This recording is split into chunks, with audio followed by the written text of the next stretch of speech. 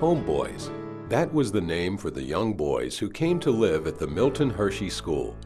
While the school could officially be called an orphanage, it was never referred to that way by the boys. It was always called the home.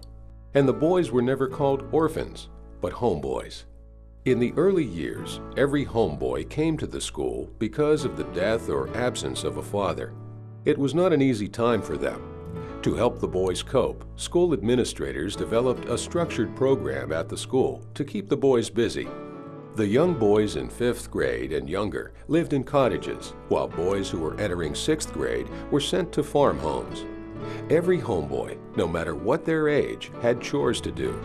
Of course, the younger boys had lighter responsibilities like sweeping the floors and washing dishes. They also worked in the truck patches, raising vegetables to can or sell in town. The older boys on the farm homes had a tougher time. They helped the dairymen milk the cows, bring in the hay, and fill the silos. Most of us grew up on the farms, and we worked hard in those days. That was hard work, doing most of the work by hand with mules and horses and etc.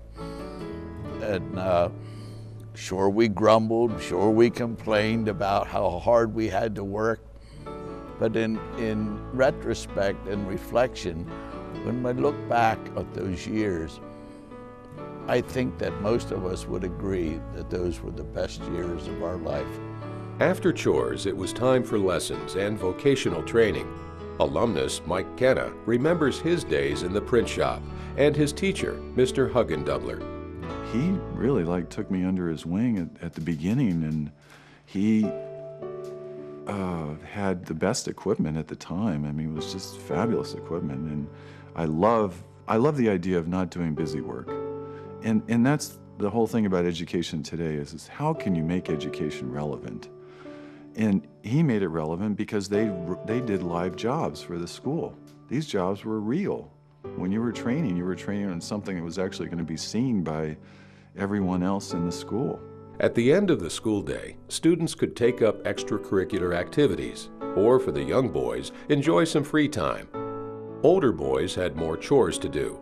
Then it was dinner, study time, showers, and bed by 9. It was a routine little altered day after day, year after year. And the camaraderie and the fellowship that we developed with 23 of us on a student home in my day is something that stays with you the rest of your life. MHS alumni have taken many different paths after leaving the school. But no matter how far they travel or how many years may pass, they were and will always be proud to call themselves the Homeboys.